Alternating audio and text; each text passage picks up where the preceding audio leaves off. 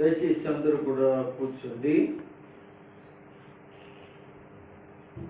దేవుడు ఈ రాత్రి కాలంలో మరొకసారి మనతో మాట్లాడినట్లు, ఆయన సన్నిధి మనకి ఉంచినట్లు, ఆయన సన్నిధిలో నీతో నాతో ఆయన స్వరాన్ని మనకి వినిపిస్తూ ఉన్నాడు. దేవుని బిడ్డలారా, దేవుని వాక్యముతో మాట్లాడుతున్న విషయం ఏంటి అంటే,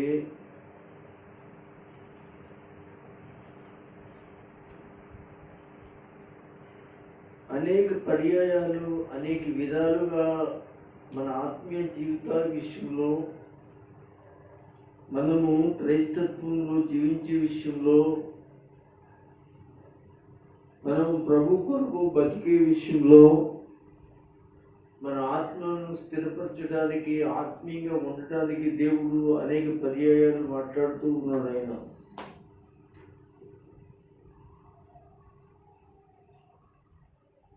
దేవుని వాక్యం నుండి మనమందరము కూడా బైబిల్ తెరిచి చూద్దాం. తెలుసా ఎవరో యేసు?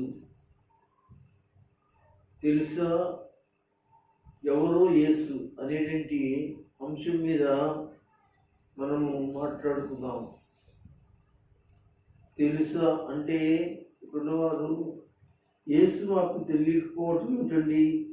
మేము నమ్ముకుని సంవత్సరం అయ్యింది, నమ్ముకుని 5 సంవత్సరాలు అయ్యింది, 25 సంవత్సరాలు అయింది, బైబిల్ మేము బాగా చదివి ఉన్నామండి, బైబిల్లో యేసు ప్రభు ఫలానా విషయాల్లో, ఫలానా కార్యాల్లో ఆయన ఏం చేశాడో మాకు తెలుసండి అనేటువంటి వారు అందరూ కూడా లేక మానలేదు. కానీ అయినా కానీ నేను చెప్పే అంశంలో దాగి ఉన్న విషయాలు, తెలుసుకున్న విషయాలు మనము నేర్చుకుందాం.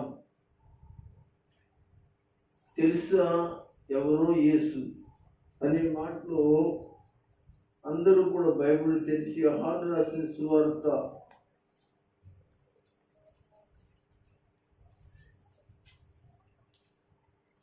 అందరికీ తెలిసిన విషయాలే మనం మాట్లాడుకోపోతూ ఉన్నాం.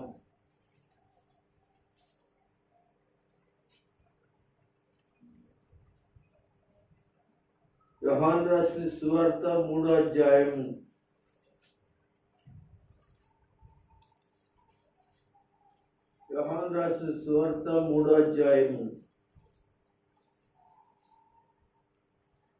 16వ వచనాన్ని చదవండి. దేవుడు లోకమును ఎంతో ప్రేమించెను కాగా ఆయన తన అద్వితీయ కుమారునిగా పుట్టినవానియందు విశ్వాసముంచు ప్రతివాడును నశింపక నిత్య జీవం పొందినట్లు ఆయనను అనుగ్రహించెను. చాలండి. మనం జాగ్రత్తగా ఈ మాటను మనం పరిశీలన చేద్దాము. తెలుసా ఎవరో యేసు అంటే, ఈ యోహాను సువార్త 3వ అధ్యాయంలో ఈ 16వ వచనంలో రాయబడిన మాట ఏంటంటే, దేవుడు లోకమును ఎంతో ప్రేమించాడు అని రాయబడి ఉంది. ఇక్కడ మనం గ్రహించాలి, దేవుడు ప్రేమించాడు అనే మాట కనబడుతుంది. అంటే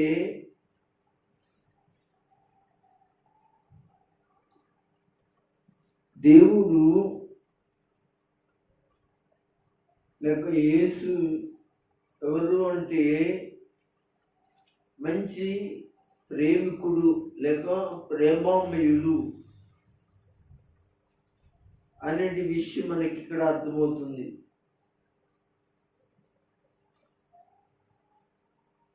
దేవుడు లోకమును ప్రేమించాడు అనగానే ఏంటంటే మనము లోకము అనగా మనకి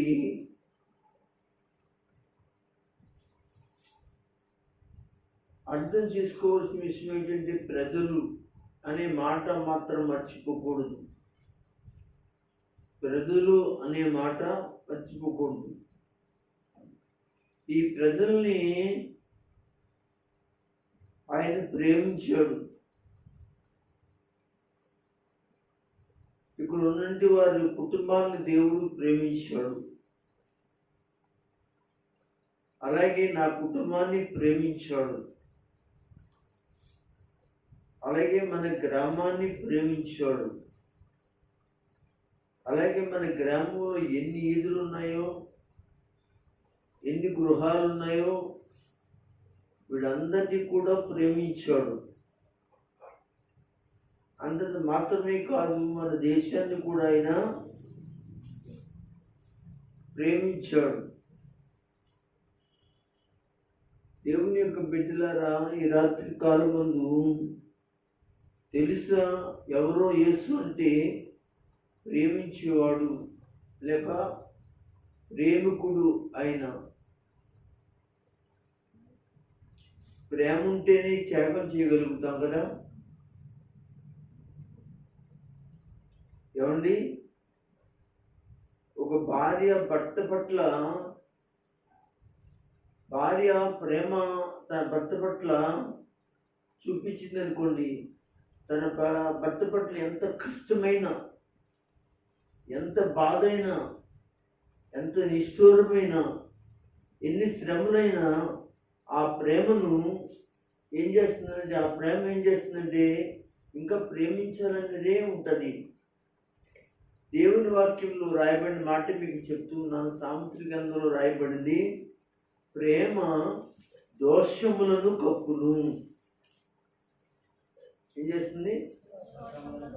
అవును, సామెతల గ్రంథంలో రాయబడింది. అంటే నీ భర్త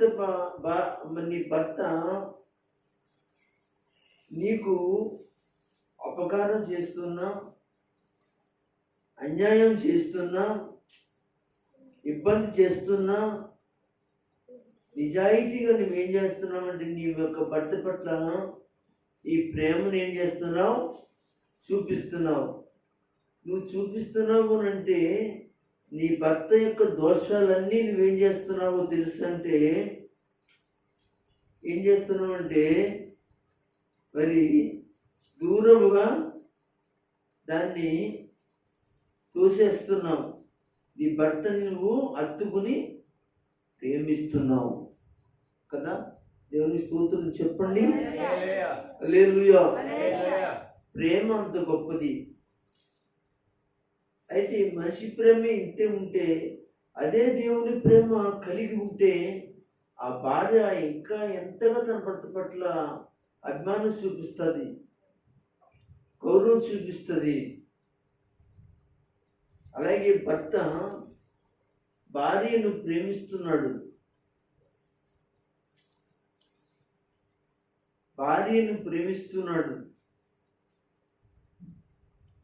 ఒకప్పుడు భార్యను కొట్టినవాడే, ఒకప్పుడు భార్యను తిట్టినవాడే, ఒకప్పుడు భార్యకు సహకరించుకోకుండా ఉన్నవాడే,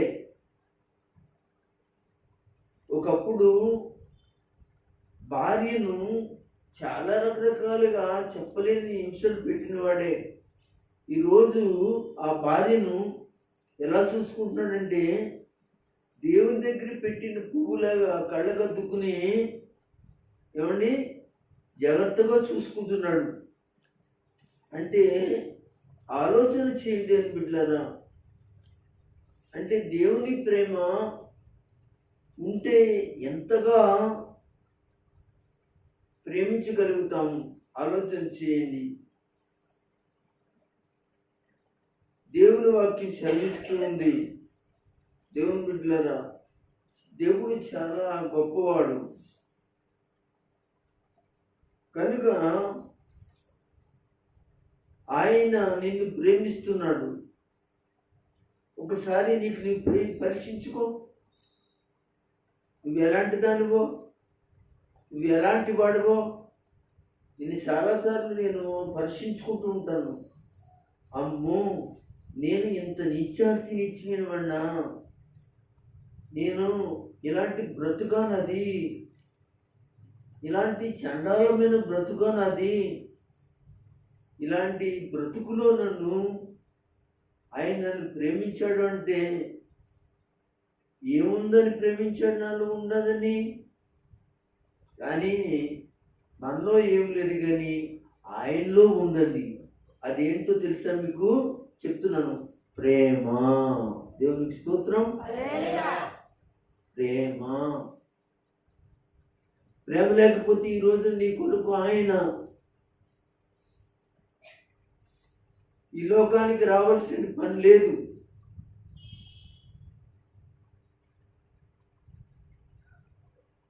ఫిలిప్పీయులకు రాసిన పత్రిక ప్రకారంగా ఆయన మాట్లాడుతున్న మాట ఏంటో ఒకసారి చదువుదాం.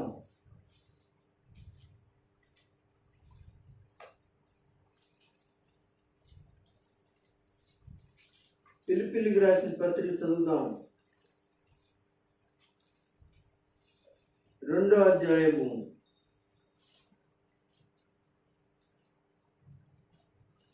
5వ వచనం నుంచి చదువుదామా? చూడండి, 5వ వచనం నుంచి 2వ అధ్యాయము 5వ వచనం చూడండి అందరూ జాగ్రత్తగా. క్రీస్తు యేసునకు కలిగిన ఈ మనసును, ఆగండి అక్కడి నుంచి చదువుదాం అందరూ స్తోత్రం చెప్పండి. మీరును కలిగి ఉండండి అంటే ఇక్కడ ఉన్నవాళ్ళు సంఘం, సమాజం. ఈ రోజున క్రీస్తు యేసు కలిగిన మనసు కలిగి ఉండుడి అని దేవుడు మాట్లాడుతుంటే ప్రతి ఒక్కరిలో కూడా ఏ మనసు కలిగి ఉన్నారండి? సాతాను మనసు కలిగి ఉన్నారు. సాతాను మనసు కలిగి ఉన్నారు కనుకనే సాతాను యొక్క ఆలోచనలు, ఉద్దేశాలు, పరిస్థితుల్లోకి వెళ్ళిపోతున్నారు. కనుక దేవుడు నీతో నాతో మాట్లాడుతున్నాడు. ఆయన మంచి ప్రేమికుడు కనుక ఆయన ప్రేమించి ఈ కొరకు చేసిన త్యాగాన్ని ఇక్కడ రాస్తూ ఉన్నాడు. చదవండి. ఆయన దేవుని స్వరూపము కలిగిన వాడై ఉండి, అక్కడ ఆయన ఏ స్వరూపం కలిగిన వాడై ఉన్నాడండి? దేవుని స్వరూపము కలిగిన వాడై ఉండి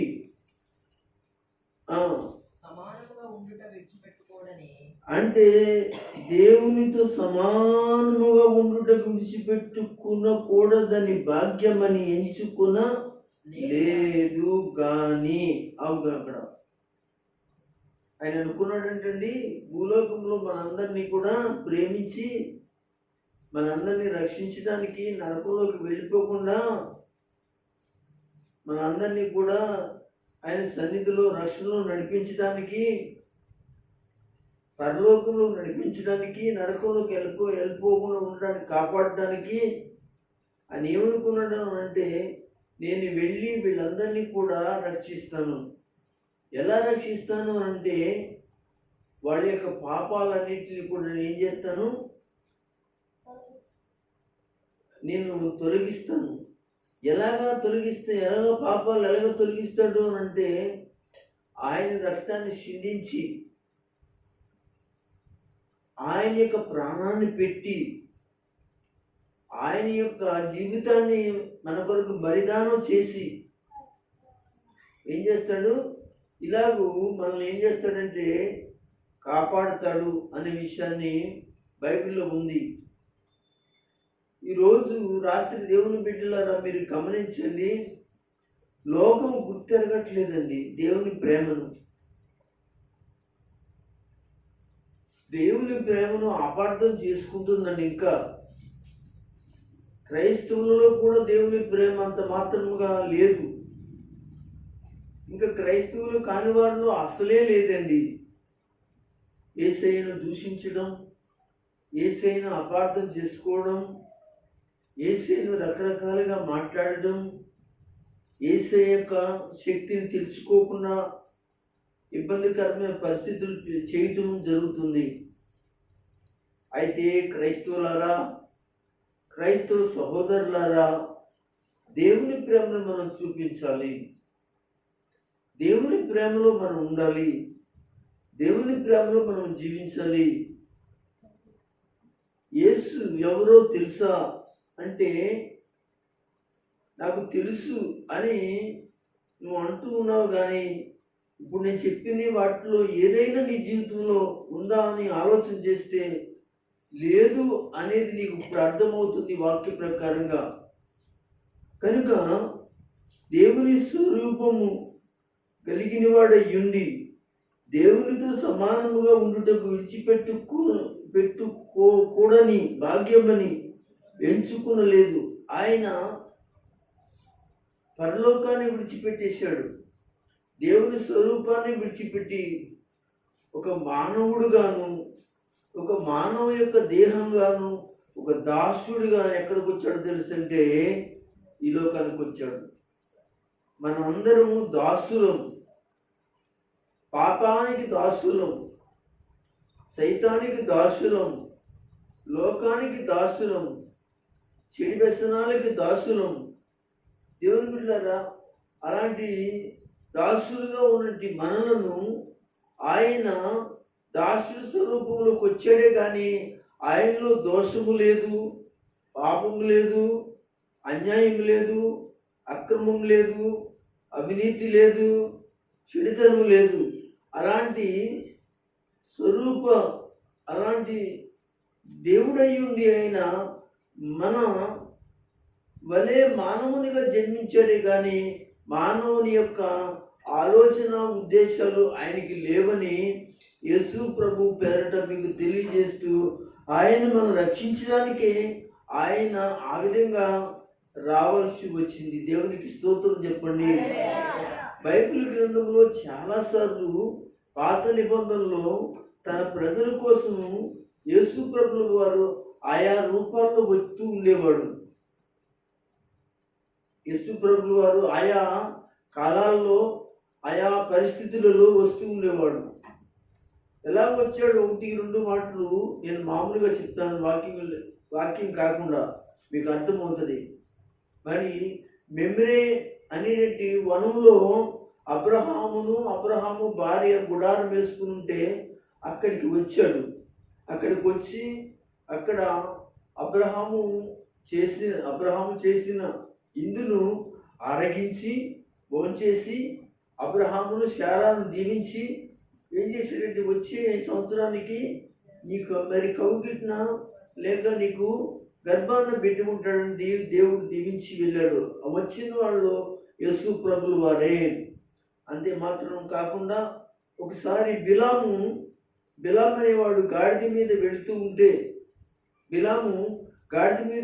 ఉంటే ఇశ్రాయేలు ప్రజల్ని క్షమించమని, ఇశ్రాయేలు ప్రజల్ని అనగా దీవెనకరంగా లేకుండా చేయమని మరి డబ్బు కోసం బిలాం ఏం చేశాడంటే, మరి డబ్బు కక్కుర్తిపడి చెప్పించడానికి వెళుతున్నప్పుడు ఆ గాడిద మీద వెళుతున్నప్పుడు ఆ గాడిద మాట్లాడేది అని మీ అందరికీ తెలుసు. అందరూ స్తోత్రం గట్టిగా చెప్పండి, కొద్దిగా గట్టిగా చెప్పండి. కానీ మీ అందరికీ తెలుసు.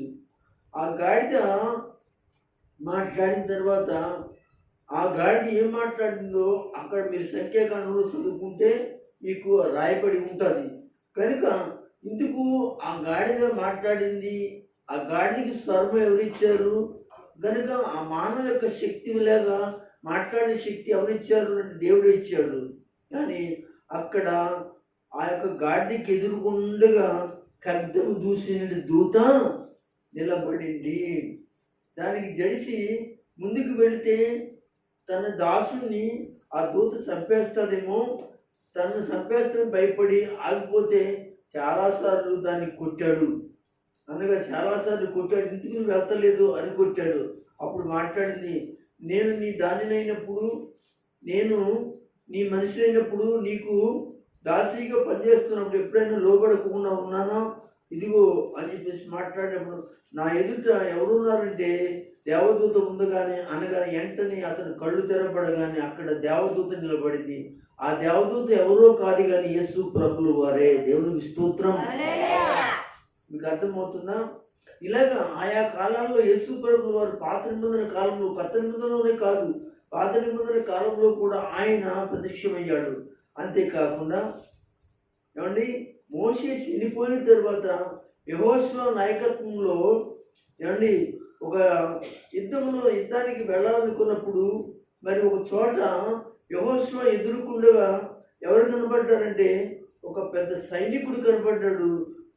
మరి అనగా అంత దూరంలో కనబడుతున్నప్పుడు అప్పుడు అది దేవదూత. అప్పుడు ఆ దేవదూత అంటుంది యెహోషువతో, నువ్వు చెప్పులు ఇడువు, నువ్వు నిలబడింది ఎవరు దేవుని సన్నిధి అని చెప్పింది. చెప్పగానే యెహోషువ జోలు విడిచేశాడు. అప్పుడు యెహోషువ అంటాడు, నువ్వు నా పక్షముగా ఉన్నవాడువా లేకపోతే నా విరోధ పక్షముగా ఉన్నవాడువా అని అన్నప్పుడు, నేను అనగా సైన్యంలో అధిపతి యెహోవా పక్షమున యుద్ధము చేయడానికి కోరుకుంటున్నాను అని చెప్పేసి మాట్లాడతాను. అక్కడ నిలబడింది కూడా ఎవరంటే ఇదిగో యేసుక్రీస్తు ప్రభుల వారే. ఆ యొక్క యెహోషువకి ఇశ్రాయేలుకు అనగా తోడుగా ఉండడానికి వచ్చిన వాడు. దేవునికి స్తోత్రం. ఇలా చెప్పుకుంటూ వెళితే యేసు ప్రభుల వారు పాత నిబంధనలో కూడా ఉన్నాడు. పాత నిబంధనలో కనపడతాడు. పాత నిబంధనలో ఆయన ఆయా చోట్ల దేవుని ప్రజలకు సహాయం చేశాడు అనే విషయం మనకు కనపడుతుంది. కనుక ఇక్కడ కూడా ఆయన ఏ రూపంలో వచ్చాడు? మానవ రూపంలో వచ్చాడు. చదువుకుందాం.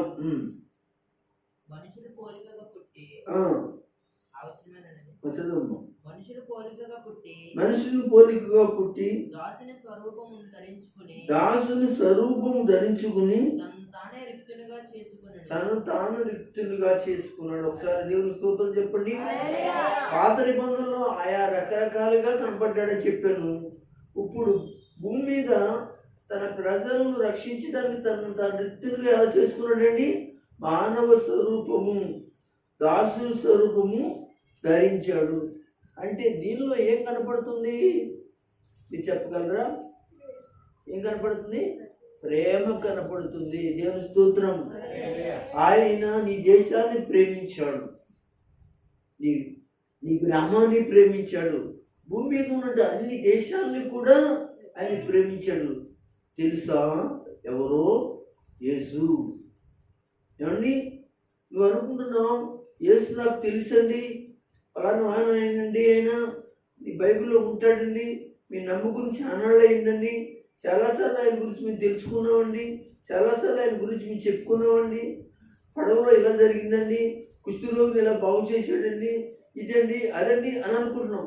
అలా కాదు. ఆయన తెలుసుకోవడం యేసు అసలు ఎవరో అనే విషయాన్ని సత్యముగాను నిజముగాను హృదయపూర్వకంగా ఆయన తెలుసుకోవాలి అంటే లోతైన విషయాలను మనం ఏం చేసుకోవాలి? తెలుసుకోవాలి. అందరిని బట్టి దేవుని స్తోత్రం చెప్పండి. హల్లెలూయా, హల్లెలూయా. దేవుని బిడ్డలారా, మీరే గమనించండి, మీరే ఆలోచించండి. ఈ రాత్రి కాలం ముందు దేవుడు నిన్నెంతో ప్రేమించాడు. అంతే, నిన్నే కాదు లోకమును ఎంతో ప్రేమించాడు. ఏమండి, లోకమును ప్రేమించాడు. లోకములో ఏముంది అంటే పాపం ఉంది. అంటే మనిషి పాపి అయి ఉన్నాడు. మనం ఇంకొక వాక్యంలో మనం వెళితే చదవక్కర్లేదు కానీ, మీరు తీయక్కర్లేదు కానీ చెప్తే వచనం కావాలంటే రాసుకోండి. లూకా సువార్త 19వ అధ్యాయము 10వ వచనం. ఏమండి, ఏమని రాసి ఉంటుందంటే, నశించిన దానిని ఎతికి రక్షించడానికి మనిషి కుమారుడు ఈ లోకమునకు వచ్చాడు. దేవునికి స్తోత్రం. అవును, నశించిన దానిని అంటే లోకము పాపములో నీ భర్త, నీ భార్య, నీ పిల్లలు, నీ అల్లుడు, నీ కొడుకు, నీ కూతురు, నీ కోడలు, నీ బంధువులు, నీ చుట్టాలు, నీ కుల్పవారు అనగా రకరకాల మతస్థులు, ఈ విధంగా అందరూ కూడా ఏమయ్యారు అంటే నాశనమైపోయి ఏమైపోతున్నారంటే పాతాళానికి వెళ్ళిపోతున్నారు. దేవునికి స్తోత్రం చెప్పండి. యేసయ్య చెప్పాడు, యేసయ్య చెప్పాడు. ఏం చెప్పాడంటే 2 మార్గాలు ఉన్నాయి. ఒక మార్గం ఇరుకైనది, ఒకటి వెడల్పైన మార్గము. ఎక్కువగా మరి వెళ్ళేటి మనుషులందరూ కూడా వెళ్ళేటి మార్గం ఏంటంటే విశాలమైనటువంటి మార్గము, ఏంటి సులువైన మార్గము. ఏమండి ఈరోజు బోధలు కూడా కఠినంగా ఉండకూడదండి, కఠినంగా చెప్పకూడదు. పాస్టర్ గారు కఠినంగా చెప్పాడంటే ఆ చర్చికి రారు. ఆ పాస్టర్ గారి గురించి కిందకి వెళ్ళి మాట్లాడుకుంటారు, పక్క వెళ్ళి మాట్లాడుకుంటారు, లేకపోతే అనగా రోడ్డులో మాట్లాడుకుంటారు, ఎక్కడ కనపడితే మాట్లాడుకుంటారు. పాస్టర్ గారు ఇలాగన్నారు, పాస్టర్ గారు అలాగన్నారు. దయచేసి పాస్టర్ గారు ఎందుకంటారండి? దేవుని వాక్యం మాట్లాడుతుంది, దేవుని వాక్యం తెలియజేస్తుంది, దేవుని వాక్యమే మాట్లాడుతూ ఉంటుంది. దేవుని వాక్యానికి లోపడాలి. ఎవరు లోపడాలి? సంఘము లోపడాలి, అనే వాక్యం వినబడుతున్న వారు అందరూ లోపడాలి. దైవ సేవకుడు కూడా ఏం చేయబడాలి? లోపడాలి. ఎందుకంటే దైవ సేవకుడికి కూడా వర్తిస్తుంది ఈ వాక్యం. కనుక దేవుని యొక్క బిడ్డలను గమనించండి. ఇక్కడ యేసయ్య 2 మార్గాలు చెప్తున్నాడు. ఒకటి విశాలమైన మార్గము. విశాలమైన మార్గం ఈరోజు ఎంచుకుంటున్నారండి. ఏం కష్టం ఉండక్కర్లేదు. గట్టిగా చెప్తే ఏమంటారు, పచ్చిం చేయక్కర్లేదు, పచ్చిం చేయకూడదు. అనగా తప్పులు మాట్లాడకూడదు, నిజాయితీగా ఉండాలి, మంచిగా ఉండాలి, పక్కవాడి పట్ల నువ్వు విధేయతగా ఉండాలి, నువ్వు సమాధానంగా ఉండాలి. పక్కవాడి పట్ల నువ్వు అనగా అసూయకరంగా ఉండకూడదు, అసూయతనంగా ఉండకూడదు. ఈ విధమైన అన్నీ కూడా పచ్చాలే కదండి, ఇవన్నీ కూడా పచ్చాలే కదా. ఏమండి ఎవరు మానుకుంటున్నారండి ఈ రోజున? కృపవాణి గారు చెప్తే అసలు మానుకోమ్మా, నువ్వు నీ సహోదరు పట్ల జాగ్రత్తగా ఉన్నాం అనగా మన మధ్య చలకి ఊపుతారు, కానీ పక్కలు కానీ ఆ యొక్క ఆలోచన మానుకోకుండా ఏం చేస్తారు అనగా పక్షపాతంగానే ఉంటుంటారు. కనుక కనపడుతూ ఉంటుంటారు. అది పచ్చిం కదా, పచ్చిం చేయరు. కనుక పిల్లరా నేను చెప్తున్నాను, ఈ రోజున పచ్చిం చేసి ఏమండి మంచిగా ఉండాలి అనుకున్న వాళ్ళని ఏమంటున్నారంటే అనమాట, అబ్బో చాలా గొప్ప పేద చేసేస్తుంది, అమ్మో ఈవిడంటే ఆవిడ అని చెప్పేసి చేతులు ఊపుకుని మరి ఏంటంటే మూతి తిప్పుకుని మరి పక్కవాడికి చెప్పి చాలా భక్తి వల్ల పోతుంది. చేస్తుందంట, వీడు చేస్తుందంట, బాగా చేస్తుందంట, ఉతికేస్తుందంట, అలాగంట ఇలాగంట. అబ్బో ఈయన అయ్యి అబ్బోయ్ ఇంకేముందో చూద్దాంలే, ఎన్నాళ్ళో చూద్దాంలే, ఈయన బడ ఎంతో ఏమండి, ఈయన బడ ఎంతో చూద్దాంలే, ఆ బడ ఎంతో చూద్దాంలే అనేటి మహాతల్లులు చెప్పండి. ఉన్నారా లేదా? ఉన్నారండి. దేవుని స్తోత్రం చెప్పండి. దేవుని వారిని గమనించండి. అలాంటి వాళ్ళు మీరు చూడకండి. నీకు దీవుని కావాలంటే నువ్వు చెయ్యి, నీకు దీవుని కావాలంటే ఆ మాటలు పడు. మీకు తెలియదండి, 30 సంవత్సరాల పైనుంచే ఇలాంటి మాటలు పడి పడి పడి పడి ఉన్నాం. కానీ వాళ్ళని దీవించడమే కానీ వాళ్ళని ఏం చేయలేదు, చెప్పించలేదు. దేవుని స్తోత్రం చెప్పండి. కానీ నువ్వు కూడా నీకు దీవుని కావాలంటే పడు, చేస్తుంటేనే మీకు పడమంటారా అని పాపం కిష్టపడి గారు అనొచ్చు. నేను అంటాను పడాలంటాను, నేనైతే పడాలని అంటాను. నా వల్ల అవట్లేదు పాస్టర్ గారు, మీ వల్ల అవ్వాలండి. తోమ గారు మీ వల్ల అవ్వాలండి. ప్రకాష్ గారు మీ వల్ల అవ్వాలండి. ధనేష్ గారు మీ వల్ల అవ్వాలండి. ఫలానా వాళ్ళు మీ వల్ల అవ్వాలండి. కుమార్ గారు మీ వల్ల అవ్వాలండి. గంగ గారు ఇలాగా అవ్వాలి. అప్పుడే కదా మనం క్రైస్తవులు అవుతాం, అప్పుడే కదా దేవుని ప్రేమ చూపిస్తాం, అప్పుడే కదా మనం దేవుని యొక్క సన్నిధిలో మనం సరైన వాళ్ళని మన రక్షణలో నడిపించుకోగలుగుతాం. మన కుటుంబంలో నశించిపోతున్న వారిని కూడా మనము ఆ సహనాన్ని చూసి, ఆ విధేయతను చూసి, ఇది వరకు అనమాట ఈయన పక్క ఆయన మీదకి దెబ్బటికి వెళ్ళిపోయేవాడు, వెళ్తలేదేంటి అంటే యేసు ప్రభువు ఎంత మారాడు, మనం కూడా వెళ్దామని చెప్పేసి ఆ పక్క ఆయనతో కలిసి ఏం చేయాలి, గుడికి రావాలి.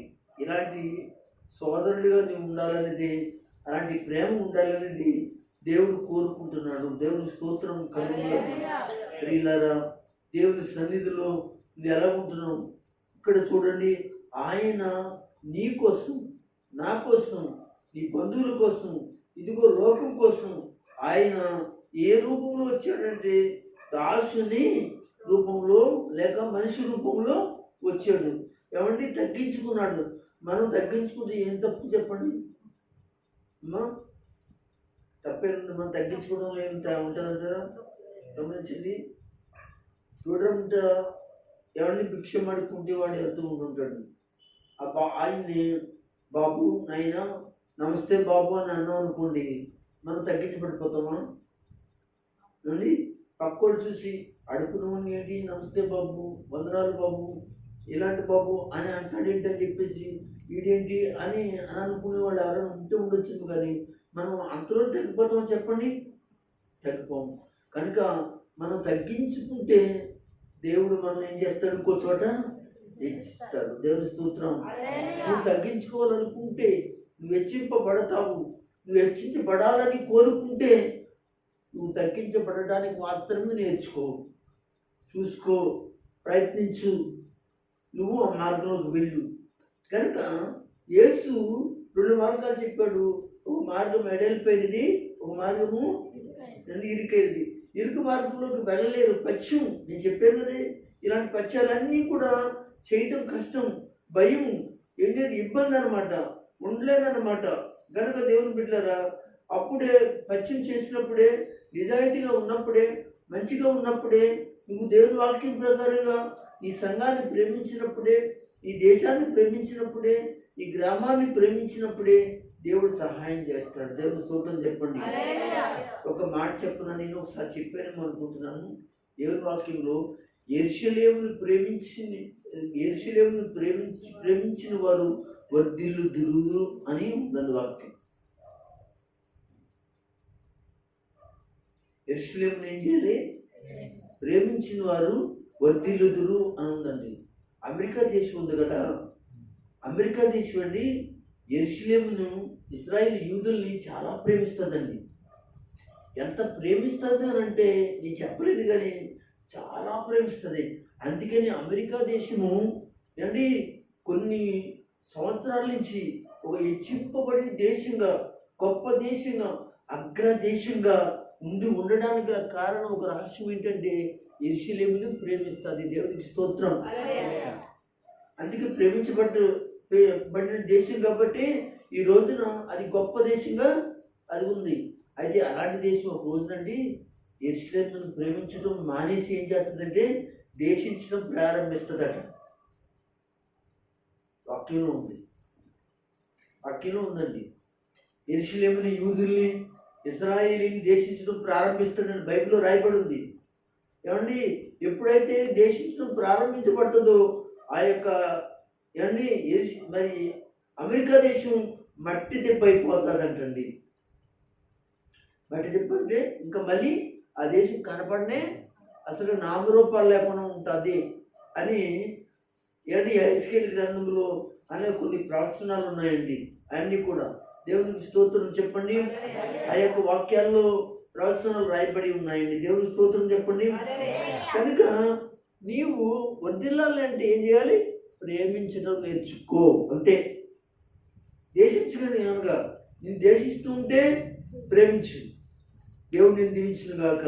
మంచిదమ్మా దేవుడు దీవించును గాక, దేవుడు దీవించును గాక అంటూ వెళ్ళిపో. మరి ప్రేమతో ముందు నువ్వు నిజంగా నువ్వు ఉన్న చోట్లోనే నువ్వైపోతావు ఉన్నతమైన వ్యక్తిగా. ఆ వ్యక్తి ఎదుట నువ్వు ఎదుగుతూ చూసి, అయ్యో నేను దేశించబడ్డాను, ఈరోజు నేను పడిపోయాను, నా జీవితం పడిపోయినాగా లేదు. ఆ ప్రేమిస్తుంది నన్ను, ఆయన ప్రేమిస్తున్నాడు కనుక నేను వదిలేయడానికి గల కారణం, ఆ వదిలేయడానికి కారణం ఈ యొక్క ప్రేమ కదని చెప్పేసి వాళ్ళు ప్రేమలో ఏం చేయబడతారంటే నడిపించబడతారు. దేవుని స్తోత్రం చెప్పండి. హల్లెలూయా, హల్లెలూయా. ఏమంటారు? ఏం చేద్దాం? ప్రేమ కలిగి ఉందాం. అది మనం చేస్తున్నది చేయకపోయింది తర్వాత సంగతి. పాస్టర్ గారు అడిగిన దానికి సమాధానం చెప్తే దేవుడు వింటాడు. అప్పుడు నేను చేస్తాను, నీకు ప్రేమ లేదనుకో, నీకు ప్రేమ కలిగించేవాడిగా దేవుడు చేసేస్తాడు. నేను అన్నది అర్థమైందా? మనం చేస్తామో లేదో, ప్రేమిస్తున్నామో లేదో తర్వాత సంగతి. పాస్టర్ గారు అడగగానే అవును ప్రేమిద్దామండి, అలా ఉందామండి, అలా ఉంటామండి అని అనగా దేవుడు చూస్తాడు. అంటే నా కుమార్తె ఉందామని అనుకుంటుంది, నా కుమారుడు ఉండాలనుకుంటాడు అని చెప్పి ఎంత శక్తిని పంపిస్తాడు నీ మీదకి. నువ్వు ఎలా ఉంటావు? అలాగే ప్రేమించేదానిగా, ప్రేమించేవాడిగా నువ్వు అయిపోతావు. అప్పుడు నువ్వు ఆశీర్వాదకరంగా ఉంటావు. దేవునికి స్తోత్రం. కనుక సోదరి సోదరులారా, దయచేసి దేవుని వాక్యంలో మాట్లాడుతుంది. నేను ఇంకా చాలా విషయాలు చెప్తాను అనుకున్నాను ఈ విషయంలో. తెలుసా ఎవరో యేసు అనే దాని గురించి అని అనుకున్నాను. కానీ తర్వాత మరి వీలుగా ఉంటే నేను చెప్పడానికి ప్రయత్నిస్తాను, చెప్తాను. ఇంకా చాలా విషయాలు చెప్తాను. ఇంకా చాలా ఉన్నాయండి ఇందులోనే చాలా అంశాలు, చాలా సంగతులు ఉన్నాయి. కనుక నేను మన మంగళవారం చెప్పాను, నేను మంగళవారం చెప్పాను, శనివారం చెప్పాను ఈ విషయం. ఏమని చెప్పాను, దేని కొరకు చెప్పాను? తెలుసా యేసు ఎవరు అనే దాని గురించి చెప్పాను. ఆదివారం చెప్పాను, 2 మాటలు చెప్పాను. ఒకటి ఏంటంటే అన్నమాట, ఆయన మంచి శ్రామికుడు. అంటే ఆయన నీ కొరకు నా కొరకు కష్టపడ్డాడు, మంచి శ్రామికుడు. ఎలాంటి శ్రమపడ్డాడు అనే దాని గురించి చెప్పాను. ఇంకో మాట చెప్పినట్టున్నాను కదా, ఇంకో మాట చెప్పాను, ఒక మాట చెప్పాను. అంటే మంచి స్నేహితుడు చెప్పాను, మంచి స్నేహితుడు. యేసు ఎవరో లేక తెలుసా ఎవరో యేసు అనేది నేను ఆదివారం చెప్పానా, మొన్న ఆదివారం చెప్పాను, ఇప్పుడు మొత్తాన్ని చెప్పాను అనమాట. ఇందులో చాలా విషయాలు ఉన్నాయి. కనుక మొన్న ఆదివారం కదమ్మా, నిన్న ఆదివారం కాదు, నిన్న ఆదివారం వేరే అంశం చెప్పాను. ఏంటి, స్వతంత్రించుకోవడం గురించి చెప్పినట్టున్నాను కదా, అది. కనుక ఇంకా చెప్తాను విషయాలు, ఇంకా చాలా విషయాలు ఉన్నాయి. ఎందుకంటే మనము చాలా క్లుప్తంగా మాట్లాడుకుందాం. ఎందుకంటే ప్రార్థన చేద్దాం, ప్రార్థన చేయాలి కదా, ప్రార్థన సమయం కనుక మనకి చాలా ప్రార్థన అవసరాలు ఉన్నాయి కనుక క్లుప్తంగా తెచ్చుకుందాం. మీరు ఇప్పుడు ఏం చేయాలి అంటే అనగా మంచి ప్రేమ కలిగిన వారిగా ఉండాలి. యేసు మంచి ప్రేమ కలిగిన వాడు, ప్రేమించేవాడు. దేవునికి మహిమ కలుగును గాక. కనుక ఈ సమయంలో యేసు అలాంటి ప్రేమ చూపించి ఏం చేశాడంటే ఈ లోకానికి ఆయన వచ్చి వచ్చాడు ఆయన మానవ రూపంగా వచ్చి 2000 సంవత్సరాల క్రితమే ఏం చేశాడంటే ఆయన భూమి మీద ఆయన ఏం చేయబడ్డాడంటే మనుషుల చేత కొట్టబడి, అనగా సిలువేయబడి, మరి అనగా మేకులు కొట్టబడి, మరి కొరడాలతో కొట్టబడి, బళ్ళెం అనగా పట్లు పడవబడి, రక్తం కార్చి ఆయన ఏం చేశాడండి, తన ప్రేమను ఏం చేశాడు, అందరికీ పంచాడు. తన ప్రేమని పంచినప్పుడు ఏం మాట్లాడాడు సిలువలో? తండ్రి మీరేమి చేయించున్నారో మీరు వెలుగురు కనుక. అందులో క్షమార్పణ ఉంది. రెండోది ఏముందో తెలుసంటే ప్రేమ కూడా ఉంది. కనుక ఇలాంటి ప్రేమ క్రైస్తవులారా, దేవుని బిడ్డలారా మీరు ఉండాలని, అలా జీవించాలని ప్రభు కోరుకుంటున్నాడు. కనుక దయచేసి ఈ రాత్రి కాలంలో అట్టి ప్రేమను దేవుని పరిశుద్ధాత్మ ద్వారానే జరుగుతుంది. దేవుని స్తోత్రం చెప్పండి. పరిశుద్ధాత్మ దేవుడు ఏం చేస్తాడు? ప్రేమను కలిగిస్తాడు. పరిశుద్ధాత్మ దేవుడే కలిగిస్తాడు. ఒక్క మాట ఎలా కలిగిస్తాడు ఒకసారి ఎఫెసీయులకు రాసిన పత్రిక చదివి మనం ముగించుకుందాం. 4వ అధ్యాయము 1వ వచనం 2వ వచనం చదవండి. కాబట్టి మీరు సమాధానమును బంధము చేత, చూడండి, ఆత్మ పరిశుద్ధాత్మ దేవుని యొక్క ఐక్యత, మరి కలిగించే ఐక్యమును కాపాడుకుంటే శ్రద్ధ కలిగిన వారై ప్రేమతో ఒకరినొకరు సహించుకొనొచ్చు. దేవునికి స్తోత్రం. ప్రేమించుకొనొచ్చా, సహించుకొనొచ్చా? ప్రేమలో ఏముందండి? అసలు ప్రేమలో ఏముందో చెప్పమంటారా? కొరింథీయులకు రాసిన పత్రిక 2 కొరింథీయులకు ప్రేమలో ఏముందో ఒకసారి చూద్దాం. 13వ అధ్యాయం చదవండి. చదవండి మొదటి నుంచి ప్రేమ ఏముందో ఈ మూడవసారి అమ్మా 13వ అధ్యాయం కొరింథీయుల మొదటి పత్రిక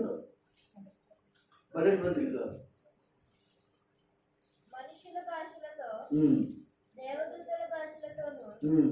నేను మాట్లాడినను ఏమండి పరిశుద్ధాత్ముడు వచ్చేసాడు నా మీదకి, పరిశుద్ధాత్ముడు వచ్చేసాడు గంతులేసేసి ఏమండి భాషలు మాట్లాడేసేసి కేకలు పెట్టి బొబ్బలు పెట్టేసేసి ఇష్టానుసారంగా అమ్మో ఈవిడు కాబట్టి ఆత్మత ఉంది, దేవుడు ఈవిడి మీద ఉన్నాడు అనిపించుకునేలాగా చేస్తారు. కానీ ప్రేమ లేకపోతే ప్రేమ లేని వాడినైతే సో ఆగమ్మ, ప్రేమ లేకపోతే ఏంటి ఏంటి ఎంత ఆత్మను పొందే ఏంటి నువ్వు ఎంత నేను ఏంటి ఆత్మ పొందితే, కానీ ప్రేమ ఉండాలి. ప్రేమ లేని వాడినైతే రోగిడి కంచును రోగుడు కంచును గనగనలాడు తాళమునయుందును తాళమునయుందును ప్రవచించుచు ప్రవచనాలు చెప్పుచు కృపావరము కలిగి కృపావరములు కలిగి మర్మములనియు జ్ఞానమంతయు ఎరిగిన వాడనైనను చూడండి పెద్ద జ్ఞానవంతుడు నేను, తెలివంతి వాడిని నేను. ఎలా మాట్లాడితే అలా మాట్లాడు, నేను మాట్లాడితే ఎవడు మాట్లాడలేడు, నేను మాట్లాడితే ఎవడు నా ముందుకు రాలేడని అనగా నేను మాట్లాడితే అంటే నువ్వు మాట్లాడితే ఏం మాట్లాడితే అనమాట జ్ఞానంతో పరిశుద్ధాత్మ చేత నింపబడిన దానివైతే కాదు. ఎందుకంటే నీ మాట మంచిది కాదు, అల్లరితో కూడిన మాట కనుక భయపడి వెనకెళ్తారు అంతే తప్ప ఏం కాదు. ఇక్కడ ఏమంటున్నాడంటే చూడండి ఎంత చక్కటి ప్రవచనమును కృపావరమును కలిగి మర్మమును గూర్చి జ్ఞానమును కలిగి వాడు అయినప్పటికీ కూడా కొండలు పెగలింపగలిగిన ప్రార్థనలు నీకున్నా కానీ పరిపూర్ణమైన విశ్వాసం గలవాడమైనను చూసావా ప్రేమ లేని వాడు అయితే నువ్వు ఎద్దుడు. చాలాసార్లు అంటాం కదా కొంతమంది, ఇది ఎద్దుడండి ఇందుకు పనికిరాడండి, ఈ మాట ఈ మనిషి ఎద్దురాలండి, ఎద్దుడు ఇందుకు పనికిరాని వాడు ఎద్దుడు.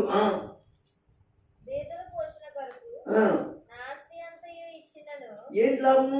కట్టలు తీసుకుని గుళ్ళో పోసి అక్కడ పోసి ఇక్కడ పోసి ఏం చేసి అది చేసి డబ్బులు ఖర్చు పెట్టి అక్కడ తిరిగి ఇక్కడ తిరిగి ఆ ప్రాంతం తిరిగి ఈ ప్రాంతం తిరిగి ఈ చోట తిరిగి ఆ చోట తిరిగి ఏ శివుడు చోట తిరిగి ఎక్కడ ప్రాంతం ఉంటే అక్కడికి వెళ్ళి పరిగెత్తుకుంటూ వెళితే ఏంటి లాభం? కాల్చబడటానికి మీ శరీరాన్ని ఇచ్చినా చూడండి ప్రేమ లేని వాడైతే చూసారా, ప్రేమ లేని వాడైతే ప్రేమను గురించి ఎంత వివరించబడుతుందో ఏ ప్రయోజనం ఏంటి చెప్పండి? అంత ఖర్చు పెట్టి అది చేసి శరీరాన్నేమో అగ్నితో కాల్ చేసుకునే పరిస్థితి తెచ్చుకుని నువ్వు ప్రేమ లేని వాడు అయితే ఏంటి? చూడండి ప్రేమ ఏం చేస్తుందండి? ఈ కంచేపు కాదు, గుళ్ళో కూర్చొని చెప్పు కాదు, కాసేపు వాళ్ళతో ఫ్రెండ్షిప్ చేసినప్పుడే కాదు, ఫ్రెండ్షిప్ చేయనప్పుడు కూడా ప్రేమ మాత్రం ఉంటుంది. దీర్ఘకాలము బ్రతుకున్న కాలం అంతా కూడా దేవుని ప్రేమ ఏం చేస్తుందో తెలుసంటే నిన్ను హత్తుకునేటట్టుగా చేద్ది కానీ దూరంగా ఉండేటట్టుగా లేదు. ఇప్పుడు అలాంటి లేవని సంఘాల్లో ప్రేమలు చూడండి, అలాంటి ప్రేమలు ఏం కనపడతలేదండి. ఎందుకు ప్రేమ కనపడతలేదండి? దేవుని ఆత్మ సరిగ్గా వాళ్ళు పొందలేదు. పొందిన ఆత్మ సరైన ఆత్మ కాదది. ప్రేమ లేదు మాట. దీర్ఘకాలము నువ్వు బ్రతుకున్నంత కాలము, నువ్వు శవం అయిపోయేంత కాలము, చచ్చిపోయే కాలము. దేవుని స్తోత్రం చెప్పండి సార్, చెప్పండి గట్టిగా. ఒక మాట చెప్తాను మీకు. మన దేశానికి సేవ చేయడానికి వచ్చారాయన ఒక ధర గారు, మీ అందరికీ తెలుసు కదా. ఒక దేశం నుంచి ఇండియా దేశానికి వచ్చారు. తన ఇద్దరు కొడుకుల్ని ఏం చేశారు? కారులో వేసి తగిలేశారు. ఎవరన్నా వాళ్ళు ఎవరు? ఆయన పేరు ఉందండి మొత్తానికి, మీ అందరికీ తెలుసు కదా. అయితే శివరాత్రికి కూతురు తన భార్య మాత్రమే మిగిలారు. తర్వాత ఎవరు చంపారు అనే విషయాన్ని అందరికీ తెలిసింది. తెలియగా ఆయన తీసుకొచ్చి ఆ తల్లిగారి దగ్గర పెట్టారు. ఏం చేయమంటే అది చేస్తా ఉన్నాను. నేను చంపేయమంటారా చేయమంటారా అంటే ఆవిడ అంది, నా భర్త, నా పిల్లలు, నేను, నా కుమార్తె ఇండియా దేశానికి దేవుని సువార్త చేయడానికి, పరిచర్య చేయడానికి మేము వచ్చాం. మేము ప్రేమతో ఈ పనులన్నీ చేయడానికి వచ్చాం. ప్రేమతో ఇవన్నీ సహించుకోవడానికి వచ్చాం. నా భర్త, నా బిడ్డలిద్దరూ కూడా దేవుని దగ్గర ఉన్నారు. నేను వీళ్ళు క్షమించేస్తుంది, వీళ్ళు ఏమి చేయకండి, వీళ్ళు పంపించేయండి అందండి. దీనిలో ఏం కనపడుతుంది? ప్రేమ. అదనమాట అండి. చూడండి, ఈ జీవితంలో ప్రేమ అనేది అన్నమాట మొత్తం ఇండియా అంతా కూడా ముక్కు మీద చేసుకుందండి. ఆశ్చర్యపోయిందండి. సురమ్మ, ప్రేమ ఎలా ఉంటుంది? దీర్ఘకాలము సహించిందండి. ఆమె ప్రేమ దేవుని ప్రేమ ఉంది కాబట్టి. ప్రేమ దయ చూపిస్తుంది. దయ అనమాట అండి. ప్రేమ ఉంటే నువ్వు దయ చూపిస్తావు. కొంతమంది దయ చూపించరండి, నిర్దయులుగా ఉంటారండి. నిర్దయులు అంటే ఏంటి తెలుసండి? యేసయ్యను నిర్దయులుగా చూసి కొట్టారండి. అంటే దయ లేని యొక్క మనసే నిర్దయ. దయ వేరు, నిర్దయ వేరు. ఇక్కడ కనుక మరి దయ ప్రేమ చూపిస్తుంది. మత్సరపడదు. ప్రేమ ఏం చేస్తుందండి? ప్రేమ మత్సరపడదు. నువ్వు మత్సరపడుతున్నావు అంటే, నీ సహోదరుడి మీద మత్సరపడుతున్నావు అంటే నీకు ప్రేమ లేదు. నీ బిడ్డల మీద మత్సరపడుతున్నావు అంటే ప్రేమ లేదు. నీ యొక్క భార్య మీద మత్సరపడుతున్నావు అంటే నీకు ప్రేమ లేదు. నీ చుట్టాల మీద మత్సరపడుతున్నావు అంటే నీకు ప్రేమ లేదు. మత్సరపడదు. ఎలాంటి పరిస్థితుల్లో అయినా కానీ మత్సరపడనే పడదు. ఇది నీలో ఆ ప్రేమగా, నువ్వు ఆ ప్రేమ కలిగిన దానిగా ఉన్నావా, వాడిగా ఉన్నావా? ఉంటే దయచేసి దేవుడు నిన్ను దీవించును గాక. పరిశీలన.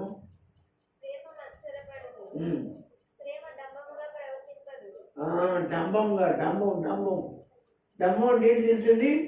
చెప్పనక్కర్లేదు. డంబం దేవుని వాక్యంలో కీర్తన గ్రంథంలో ఉంది, డాంబికులు నా సన్నిధిని నిలవలేరు. డాంబికంగా అంటే అందరికీ కనపడాలని, డాంబికంగా కనపడతారండి. డాంబికంగా అందరికీ కనపడాలని మాత్రం చేయగలను. మా పూజలో వచ్చేదా, అందరికి వచ్చేదా, ఏడకు వచ్చి మంచోడు వచ్చేదా, ఏడకు మంచోడు, చక్కగా వాకింగ్ మీద మంచోడు, చాలా మంచోడు. నేను ఏడొకాడు ఏమండి? డాంబికం ఈ మాట కీర్తన గ్రంథంలో ఉంటుందండి. 19 కీర్తనలోనూ లేకపోతే 18 కీర్తనలోనూ ఉంటుంది. మొత్తానికి తర్వాత చదువుకోండి. డాంబికులు నా సన్నిధిని, డాంబికులు ఎందుకు నిలబడతారండి? ఉండలేరు. ఏదో ఒక రోజున తొలి వేయబడతారు, లేకపోతే ఏదో ఒక రోజున బయలుపరచబడతాడు. డాంబికంగా ఉన్నాడు. ఏమి ఏంటంటే ఈ పరిస్థితి ఎలా ఉంటుంది, ఈ పరిస్థితి ఎలా ఉంటుంది కనుక ఈయన నమ్మకూడదు అనేటువంటి పరిస్థితి కూడా వస్తుంది. డాంబికంగా ఉండకూడదు.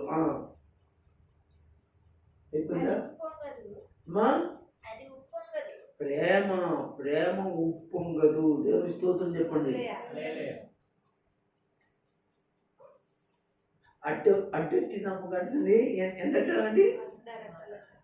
అదేంటిది? ప్రేమ ఉప్పొంగటం కదా. నాకు అట్టెట్టనుకో, నాకు ప్రేమ వచ్చి తర్వాత ఎంత అలాంటిది ఉండకూడదు. కనుక అట్టెట్టినా ఎట్టకపోయినా ఏమండి ఏం చేయాలంటే ప్రేమ ఏం చేయదు? ఉప్పొంగదు. ప్రేమ ఉప్పొంగదు. ఆలోచించండి. ఈ రోజున క్రైస్తవ సంఘాల్లో ప్రేమ ఉప్పొంగిపోతుంది. వెంటనే గాలి తీసినట్టు సీమంట గాలి వెళ్ళిపోతుంది. కనుక దయచేసి మనం టైర్లో గాలి తీసినట్టు, బాల్లో గాలి తీసినట్టు, బుడగలో గాలి తీసినట్టు అయిపోకూడదు. ఉప్పొంగకూడదు. సరేమ్మా.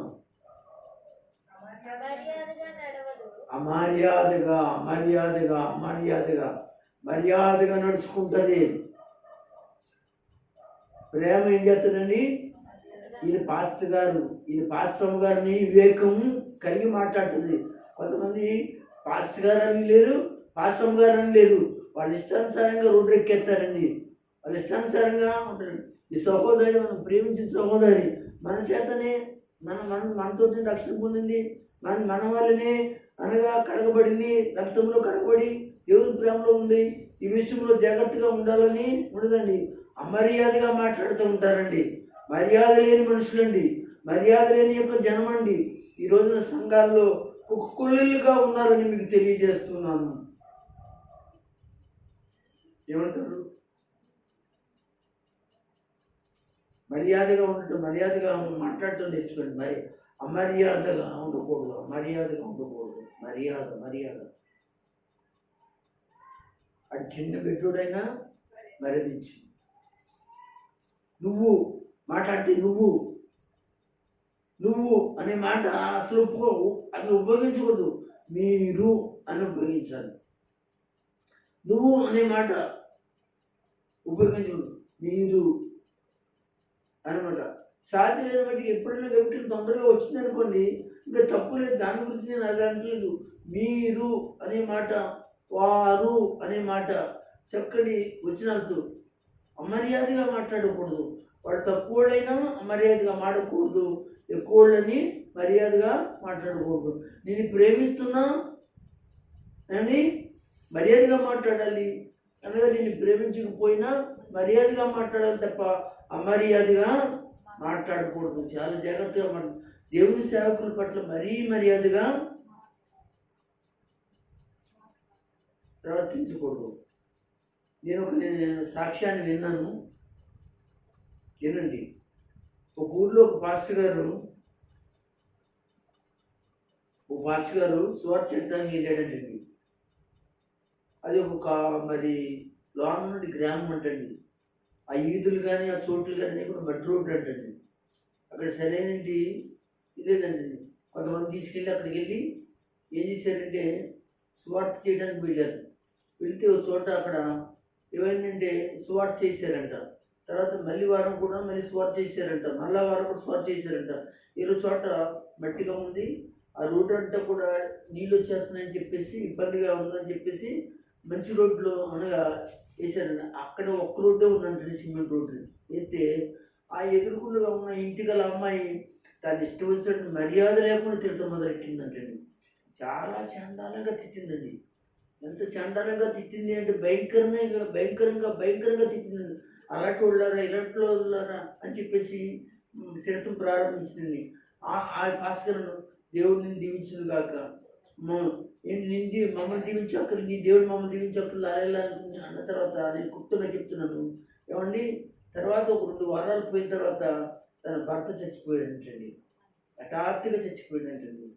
కానీ ఏంటంటే మర్యాద లేకుండా దేవుని సేవకుడని గుర్తించుకోకుండా తన ఇష్టానుసారంగా తిడతం ప్రారంభించిందండి.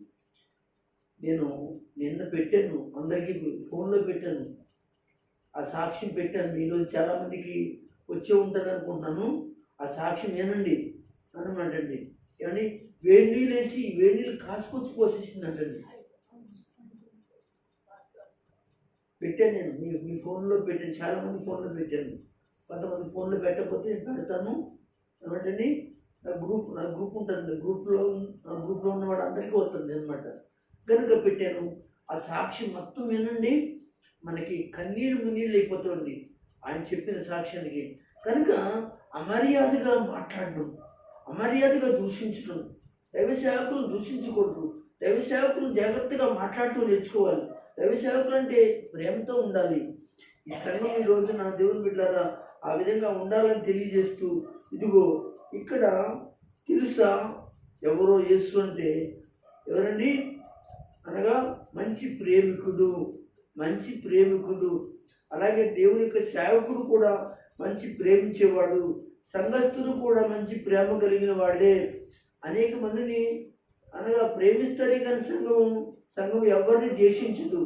కనుక మనం ఇలాగా దేవుని కొరకు ఏం చేయాలంటే ప్రేమ కలిగి ఉండాలని, ప్రేమతో జీవించాలని, ప్రేమతో వ్యవహరించాలని, ప్రేమతోనే అనేక ఆత్మలను ప్రభు దగ్గరికి ఏం చేయాలి, మనం నడిపించాలని మీకు తెలియజేస్తున్నాం.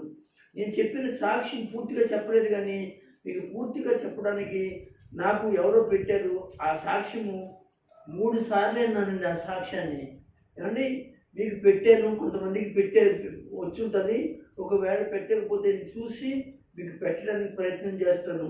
ఏనండి ఆశీర్వాదాలు పొందమని తెలియజేస్తూ, కనుక తెలుసా ఎవరు యేసు అంటే నిన్ను ప్రేమించేవాడు, మంచి ప్రేమికుడు అనే విషయాన్ని మీకు జ్ఞాపకం చేస్తూ, మీరు కూడా ప్రేమించాలని మీకు జ్ఞాపకం చేస్తూ, అలాగా దేవుడు మిమ్మల్ని వర్ధిల్లు చేయును గాక.